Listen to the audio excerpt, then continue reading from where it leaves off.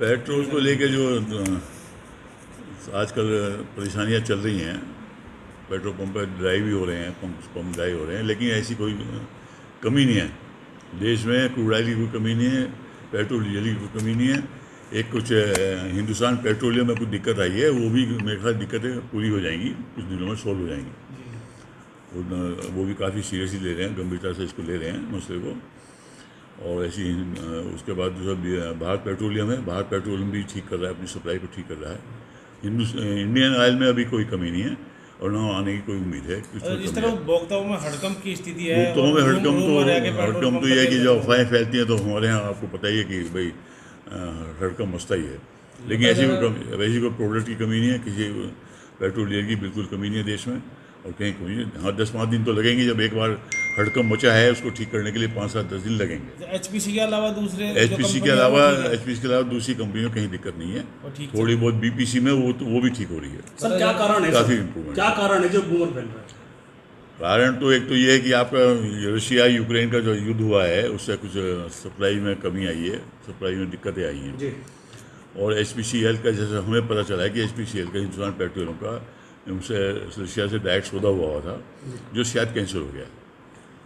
आपने बताया कि रिलायंस का जो पेट्रोल पंप थे वो बंद हो गए। दूसरा ये भी है कि रिलायंस के पेट्रोल पंप बंद हो गए हैं, तो जो उनकी सप्लाई थी वो भी बंद हो गई है, उससे भी जनता में थोड़ा सा दिक्कत आई है।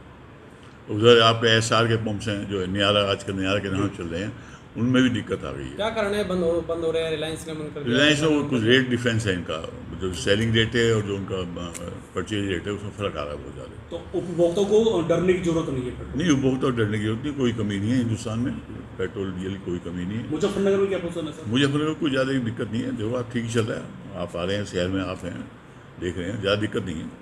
कुछ इस तरह की भी कई बार तो घंटे अफवाह फैलती है तो होर्डिंग शुरू हो जाती है, स्टॉपिंग शुरू कर देते हैं। राज्यों में इस तरह की अफवाहें फैलाई जा रही हैं, अखबार के माध्यम से भी कहा गया है कि 8 ही घंटे चलेंगे पेट्रोल पंप। नहीं, ऐसा कुछ नहीं है, ये सब र्यूमर है, ऐसा कुछ नहीं है। एज इतनी जैसे चल रहा था वैसे ही चलते रहेंगे, कहीं तो कोई दिक्कत नहीं है।